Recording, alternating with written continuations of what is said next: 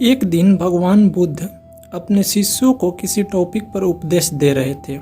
तभी उनमें से एक शिष्य उनसे बोला, प्रभु, क्या इंसान के जीवन से दुख को हमेशा के लिए खत्म किया जा सकता है? भगवान बुद्ध बोले, वैसे तो सुख दुख इंसान के साथ हमेशा रहता है, लेकिन एक उपाय है जिससे हम दुख को हमेशा के लिए खत्म कर सकते हैं।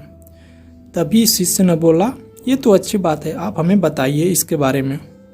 भगवान बुद्ध ने बोला कि ठीक है, इस कहानी को तुम लोग सुनो और इससे तुम्हें समझ में आ जाएगा।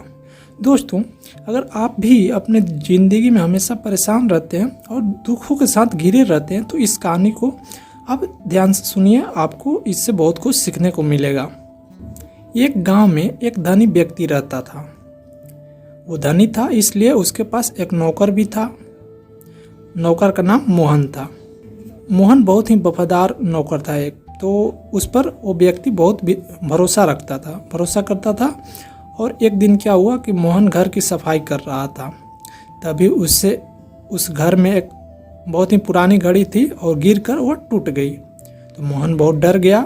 जब वो व्यक्ति घर आया जिसका वो घर था, धनी व्यक्ति, तो मोहन को ये बात पता चली तो उसने बहुत डांटा मोहन को। और वो डांट भी सकता था केवल क्योंकि वो बहुत वफादार था, तो उसको घर से नहीं निकाला, केवल डांटा और छोड़ दिया।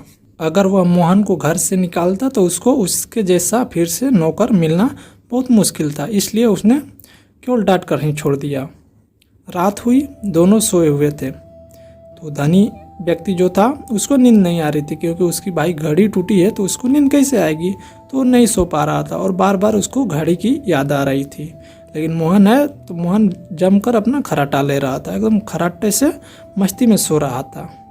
धनी आदमी मन ही मन में मतलब गुस्सा हो रहा था और कर भी क्या सकता था, गुस्सा हो रहा था और बोल रहा था मन में कि साला ये मेरा घड़ी तोड़ दिया और चैन से सो रहा है और मेरा नींद खराब हो गया। इस तरह से सोचते सोचते उसका मतलब रात खराब हो गया उस दिन का।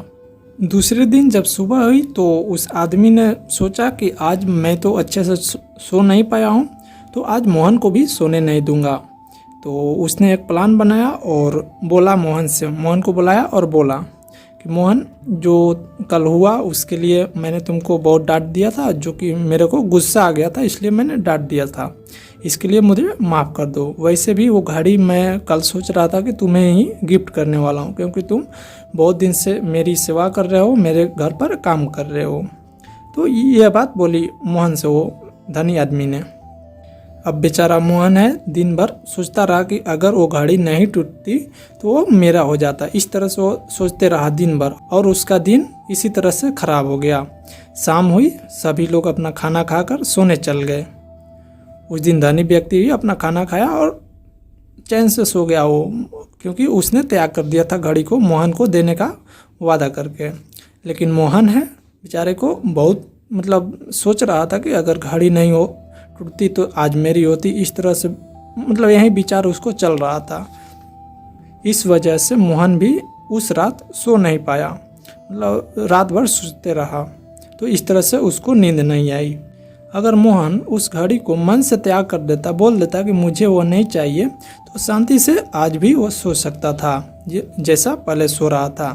तो इस तरह से दोस्तों, इंसान को अगर शांति चाहिए और दुख से हमेशा मुक्ति चाहिए तो चीज़ों को त्याग करना सीखना चाहिए, क्योंकि आपको जिस चीज़ की ज़रूरत नहीं है उस चीज़ को आपको त्याग करना चाहिए। यहाँ पर इस कहानी में मोहन को उस घड़ी की ज़रूरत नहीं थी, लेकिन सेठ के कहने पर उसने अपना सोचने लगा कि वो घड़ी मेरी हो जाती, तो इस तरह से वो परेशान होने लगा।